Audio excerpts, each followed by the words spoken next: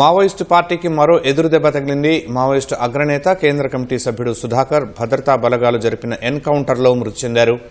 40 ఏళ్లుగా మావోయిస్టు ఉద్యమంలో ఉన్న సింహాచలం ఛత్తీస్గఢ్లోని బీజాపూర్ జాతీయ పార్కు వద్ద జరిగిన ఎన్కౌంటర్లో హతమయ్యాడు. సుధాకర్ పూర్తి పేరు తెంటు లక్ష్మీ సింహాచలం కాగా అతడిపై 50 లక్షల రూపాయల రివార్డు ఉంది. ఏలూరు జిల్లా చింతలపూడి మండలానికి చెందిన సుధాకర్ 2004లో అప్పటి ప్రభుత్వంతో జరిగిన శాంతి చర్చల్లో పాల్గొన్నారు. ప్రస్తుతం బీజాపూర్లో మావోయిస్టులు భద్రతా బలగాల మధ్య ఎదురుకాల్పులు కొనసాగుతున్నాయి.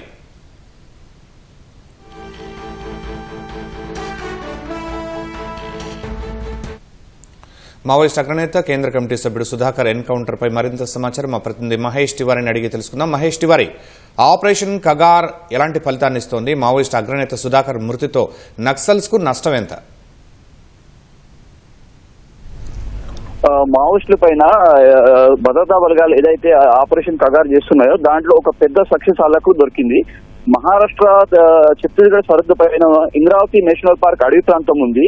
ఈ అడవి ప్రాంతం మహారాష్ట్ర బార్డర్ నుంచి 20 కిలోమీటర్ వైపు ఉంటుంది. ఆ ప్రాంతంలో మావోయిస్ట్ ఒక పెద్ద కీలక నేత ఉన్నాడని తెలిసిన సమాచారం తర్వాత ఒక joint operation Bijapur, Sukma, Dantewada security forces ఆ ప్రాంతంలో చేశారు. దాంట్లో ఇవాళ తెల్లవారుజాము నుంచి జరిగిన ఎదురు కాల్పుల్లో ఎన్కౌంటర్ లో ఒక పెద్ద మావోయిస్ట్ లీడర్ మరణించారు. ఆయన గుర్తుపట్టిన తర్వాత ఆయనే మావోయిస్ట్ కేంద్ర సమితి సభ్యుడు ఏదైతే ఉన్నారో నరసింహాచలం అలియాస్ సుధాకర్ ఉన్నాడని దాంట్లో గుర్తించారు. అతని దగ్గర ఒక ఆటోమేటిక్ పెద్ద వేపన్ కూడా సెక్యూరిటీ ఫోర్సెస్ ఆ స్పాట్ లో దొరికింది. మనం చూస్తే బసవరాజు మరణించిన తర్వాత పెద్ద ఎదురు దెబ్బ అనొచ్చు.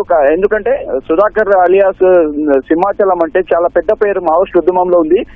పోయిన 40 సంవత్సరాల నుంచి ఆయనే మావోయిస్ట్ ఉద్యమంలో ఉన్నారు. ఆంధ్రప్రదేశ్ చింతపాలదు ఆయన నేటివ్ ప్లేస్. అయితే మావోయిస్ట్ ఏదైతే ఐడియాలజీ ఉందో దానికి చెందిన ఐడియాలజీ ఎడ్యుకేషన్ వింగ్ ఆయన పూర్తిగా చూసేవారు. దానివల్ల మావోయిస్ట్ ఉద్యమంలో చాలా పెద్ద కీలక పాత్ర సుధాకర్ది ఉంది. కానీ ఈ ఎన్కౌంటర్ లో సుధాకర్ మరణించడం మావోయిస్ట్ ఉద్యమంకు తగిలిన పెద్ద దెబ్బ అని మనం అనొచ్చు.